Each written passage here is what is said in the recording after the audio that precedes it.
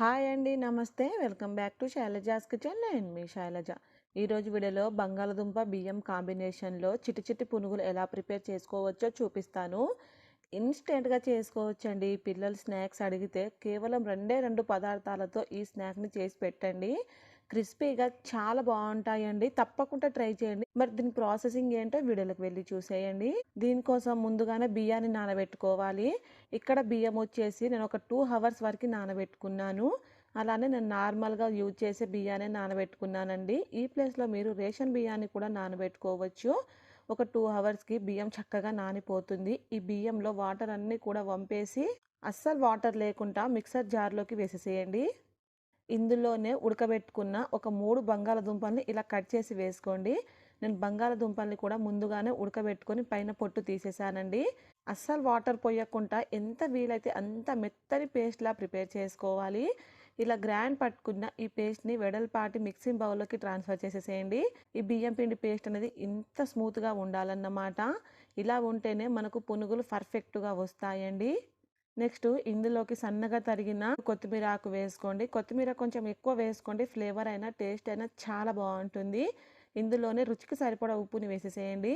ఒక tea spoon వరకు జీలకర్ర కూడా వేసేసుకొని ఇదంతా కూడా మంచిగా మిక్స్ చేసుకోవాలి.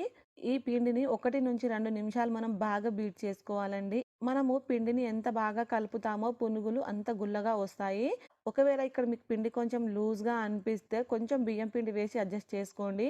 మనకు కన్సిస్టెన్సీ నేను వీడియోలో చూపిస్తున్నాను చూడండి, ఇలా ఉంటే సరిపోతుందండి. బియ్యం పిండి మరి ఎక్కువగా వేసుకోకండి, టేస్ట్ మారిపోతుంది.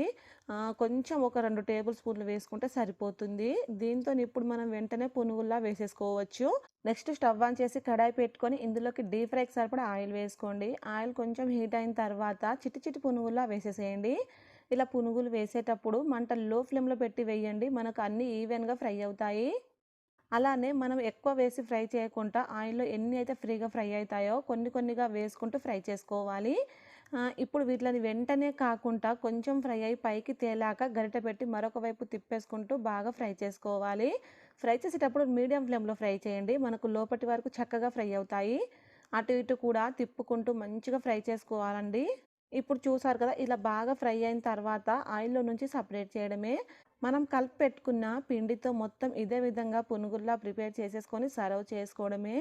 టేస్ట్ అయితే చాలా బాగుంటుందండి. పిల్లలు స్కూల్ నుంచి వచ్చేసరికి ఇలా ప్రిపేర్ చేసి పెట్టండి. ఇష్టంగా తింటారు. చాలా సింపుల్ ప్రాసెస్‌లో కూడా ప్రిపేర్ చేసుకోవచ్చు కదా! మరి మీరు ట్రై చేసి మీకెలా కుదిరిందో కింద కామెంట్స్‌లో చెప్పడం మర్చిపోకండి. ఈ వీడియో మీకు నచ్చితే నా ఛానల్‌ని సబ్స్క్రైబ్ చేసుకొని పక్కనే ఉన్న బెల్ బటన్‌ని క్లిక్ చేయండి. Thank you for watching.